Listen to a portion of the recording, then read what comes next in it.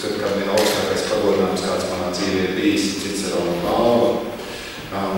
Es par to dzīvi pateicīgs, ka mans darbs tika tādā veidā novērtēts.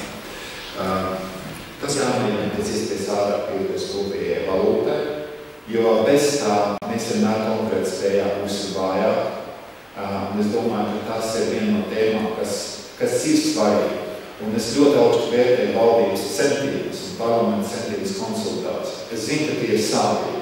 Bet, ja mēs skatāmies vairāk 10 gadu garumā, ja tas netiek darīts šobrīd, Latvijai būs grūtības piedalīties kopējā tirgu, un tā rezultātā Latvija nebūs tik stipra, kā mēs visi to gribētu.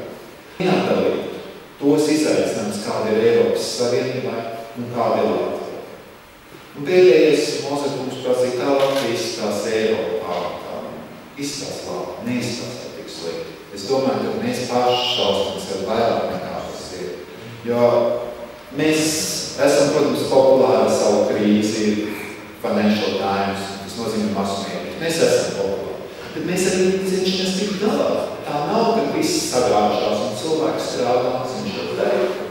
Tas nozīmē, ka Latvijas valsts nav atradījis, mums nav bažas par to, ka Latvija izskatās slikti. Latvija izskatās tā kā viņai būtu jāizskatās ar problēmu, sasniegumiem, bet tajā pašā laikā arī ar nākotni. Es gribētu to beigt šo uzmanību. Latvija ir nākotne. Latvija nav uz pagrīmumu robežu, nav uz sagāšanās robežu. Es ceru, ka Latvija arī nav tie 4. slazdā. Latvija ir spējīga to iziet no šiem visiem slazstiem un veiksmīgi attīstīt savu ekonomiku, savu kultūru un arī cilvēks laimīgs paliek un strādāt un dzīvot Latvijā. Tā kā paldies, Rozenborgs kungs.